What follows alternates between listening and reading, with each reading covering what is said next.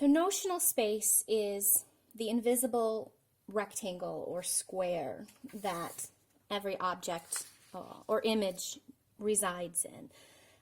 The envelope takes it a little bit further, and it creates a shape that hugs the edges of all of the objects or parts of the image that you are working from. So think about it as notional space really does allow for more space in its drawing. The envelope envelopes the object. It covers it. It keeps it closer. It hugs the edges.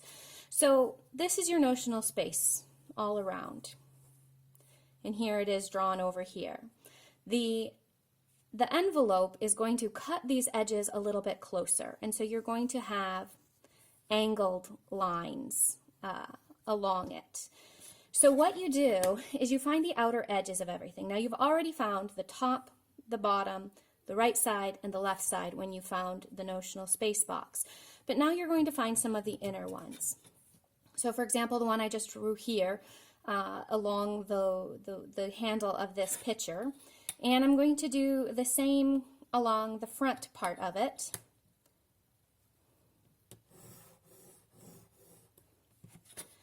So you see, I'm reducing the space around. I'm carving out another shape.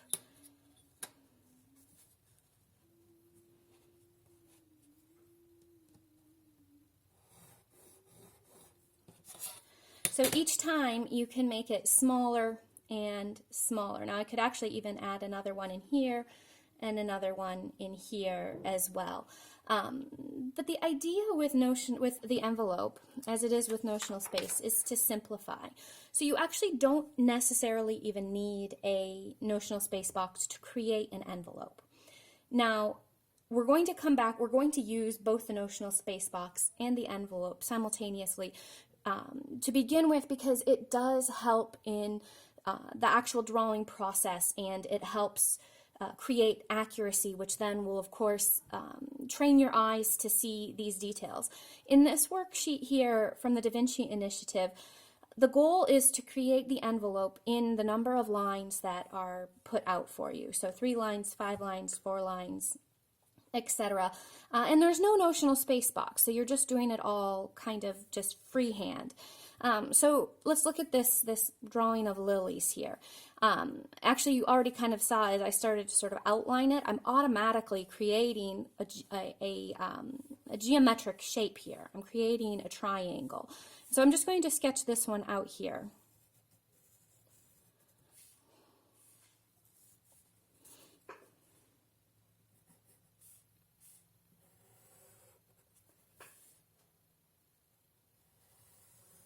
So this, I kind of hit the other side. So this would be the envelope. It envelopes this drawing. So this one might be a little bit trickier. Use 5 lines. So we're going to start with the base, because that's clearly a straight line here. Now, we could potentially actually make this into just a triangle, just 1 line up, 1 line down, but it says to use 5 lines, so let's figure out the best way to do that. This shape here is kind of rectangular, so let's go up with straight lines, 1, 2. So now we're at 3 lines, 1, 2, 3. And then, so all we need is 2 more, and here's where we can build in that triangle.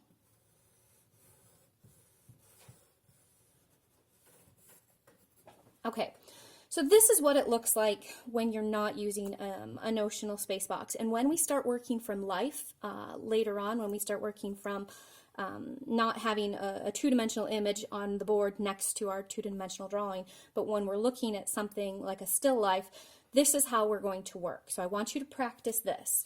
But let's go back to using the notional space box and making an envelope and transferring it, because this is where we're going to start from.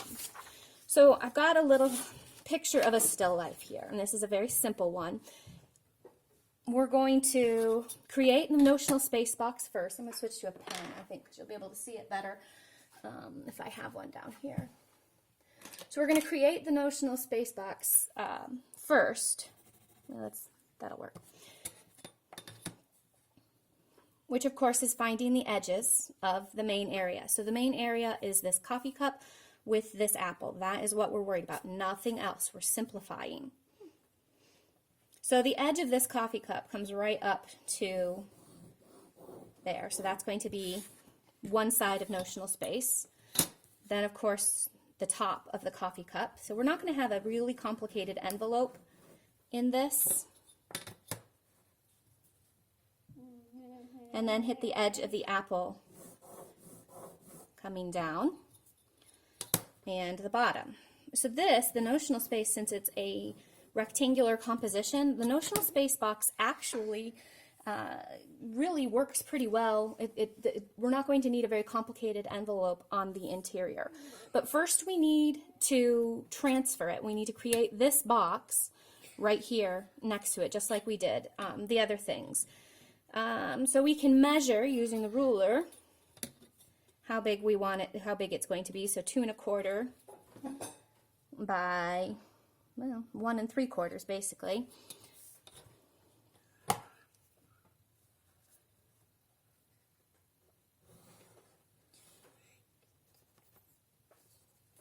And I'm going to make this notional space box coming up.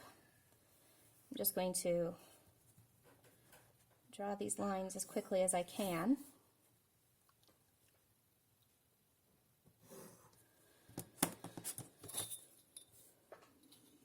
And double check, where am I at here?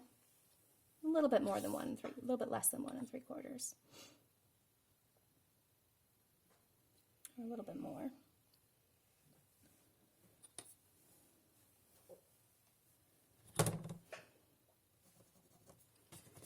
So probably a number of you have noticed that one way to simplify this really is just to run one line from one side here to the other. That's why I'm having you do them next to each other. It makes it a little bit simpler to work with. So now I'm going to build out the envelope.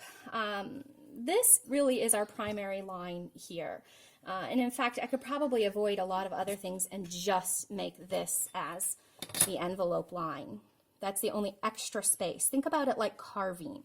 So if we're making if we have like a block, a solid block in front of us, and we want to carve out this shape, we're just carving this out. Now here's where those measurement exercises from yesterday come into handy, because this is what I want you to do. As you transfer your notional space, you're going to actually, or transfer your envelope, you're actually going to measure using your pencil or your skewer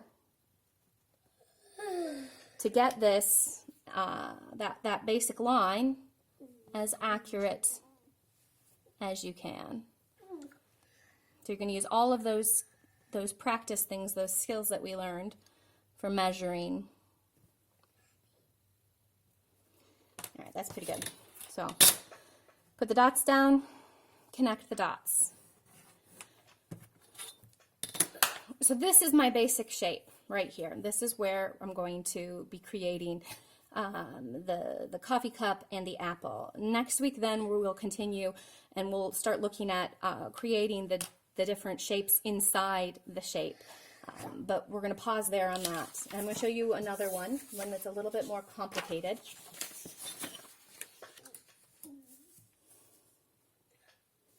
All right, so this is a somewhat more complicated still life. There's multiple objects, so we're going to start, of course, with notional space. I'm bringing it up to the bottom of this apple, coming across, up to the top of the vase, coming across, the edge of this, I guess that's a lemon, over here, and down, and the apple over on this side to create my notional space. Now, transferring the notional space box, measuring it, so that's almost exactly 3 inches by 3 1/2. So 3 1/2.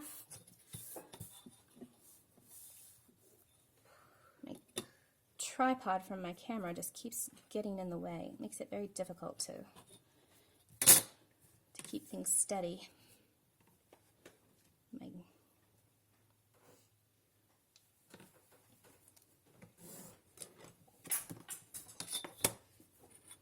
Remember to draw your straight lines as straight as you can. Line up the edge of the ruler with the bottom of the page so that it is plumb, that it runs parallel or perpendicular exactly to your edges so that you don't have a lot of wobbliness to it.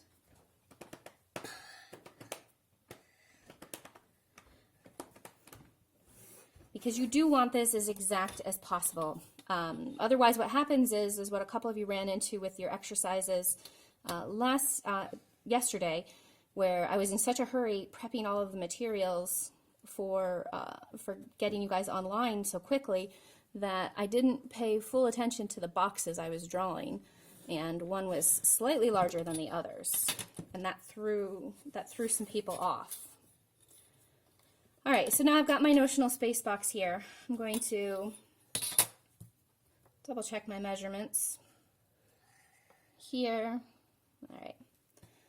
Again, I'm just trying to work quickly so you guys can see how this is done, but I don't want to slow you down terribly. I know you have a lot of work to do over the course of a day.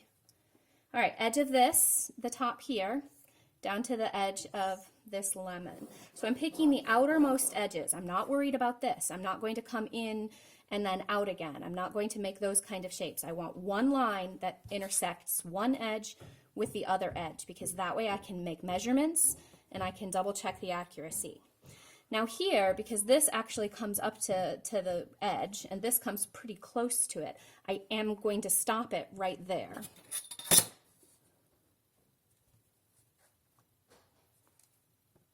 Across. And each time I do this, I make sure that I intersect with the notional space box, and that way I can make those measurements on the one that I've transferred.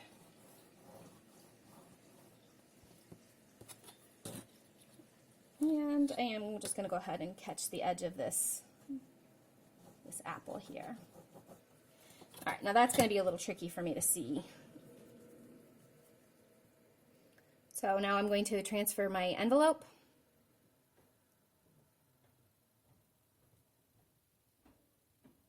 This is difficult to do with that. Back to my regular pencil.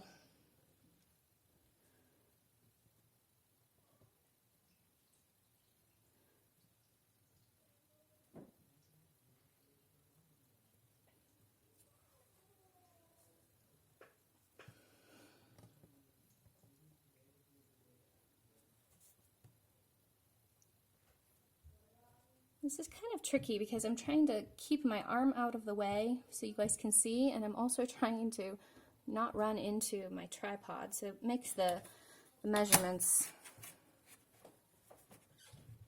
kind of difficult. I have to torque my hand in different directions.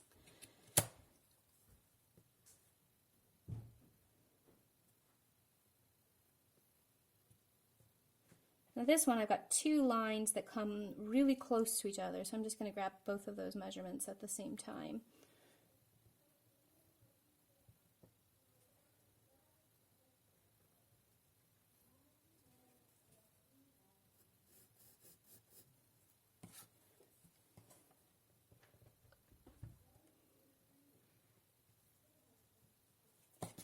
Okay, so hopefully this will, watching me go through the process of both making the envelope on the image as well as transferring it, will be helpful as you tackle your worksheets this afternoon. So you have the Da Vinci worksheet that needs to be done.